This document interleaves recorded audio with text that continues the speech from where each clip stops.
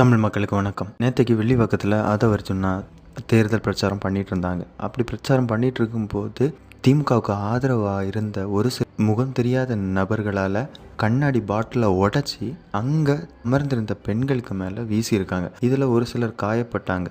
அப்போது இந்த திமுகவுக்கு இந்த தாவைக்கா எங்கே பிரச்சாரம் பண்ணாலும் அதை எப்படியாச்சும் முடக்கணும், மக்களை பயமுறுத்தணுங்கிறது மட்டுமே அஜெண்டாவாக வச்சுருக்காங்க. அதுதான் அவங்களோட நோக்கமாகவே வச்சுருக்காங்க. இந்த மாதிரி உள்ள இந்த திமுக என்னென்ன அராஜகம் பண்ணுது, இந்த திமுகவோட ஆட்சியில் என்னென்ன சட்ட சீர்கேடு நடந்திருக்கு, பெண்களுக்கு பாதுகாப்பு இல்லை, யாருக்குமே பாதுகாப்பு இல்லைங்கிறது எல்லாருக்குமே தெரியும். இதை தெரிஞ்சும் இந்த திமுகவுக்கு ஒரு சில மக்கள் திமுக என்னென்ன பண்ணுறாங்கங்கிறது எல்லாருக்குமே தெரியும். அது தெரிஞ்சும் இதுக்கு சப்போர்ட் பண்ணுறாங்க, துணை போகிறாங்கன்னா அந்த மக்கள் எப்படி உள்ள மக்களாக இருக்கணும்னு நீங்களே யோசிச்சு பாருங்கள். ஏன்னா இன்னைக்கு திமுகவுக்கு சப்போர்ட் பண்ணுறவங்க நாளைக்கு அவங்க வீட்டில் இருக்கிற பெண்களுக்கும் இந்த திமுகவால் எந்த பிரச்சனையும் வராதுங்கிறதுக்கு ஏதாச்சும் பாதுகாப்பு கேரண்டி கொடுக்க முடியுமா? முடியாது. ஏன்னா திமுகவோட சுயநலம், திமுகவோட உண்மையான முகம் என்னங்கிறது நம்ம மக்களுக்கு தெரியும்.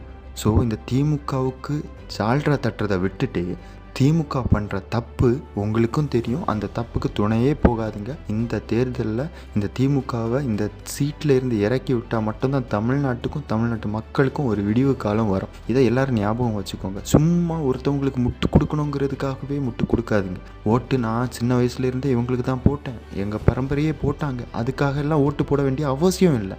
ஃபஸ்ட்டு தெரிஞ்சுக்கோங்க, மக்களுக்கு நல்லது பண்ணுறதுக்கு, மக்களுக்கு பணி பண்ணுறதுக்கு தான் இந்த ஆட்சியும் அதிகாரமும். அப்படி இருக்கும்போது அந்த ஆட்சியும் அதிகாரத்தை வச்சு மக்களுக்கு நல்லது பண்ணுறதை விட்டுட்டு அவங்கக்கிட்ட இருந்து கொள்ளை அடிக்கிறதும், மக்களை கஷ்டப்படுத்துறதும், அதுக்கு பாதுகாப்பு கொடுக்காம இருக்கிறதுக்கும் ஒன்றும் நாம் இவங்களை ஆட்சியில் கொண்டு வைக்கலை. ஸோ இந்த திமுகவோட முகம் தெரிஞ்சதுக்கப்புறம் அவங்களுக்கு சால்ரா போடாதுங்க.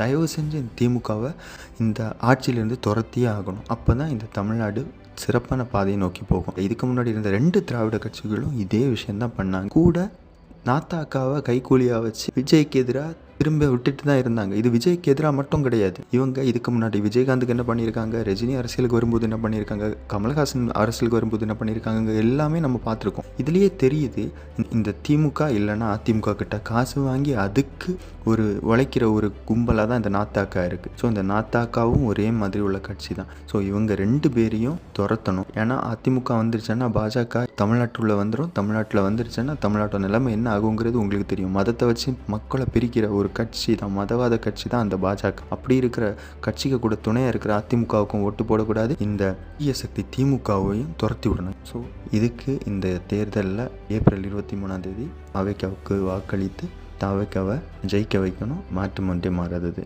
நன்றி.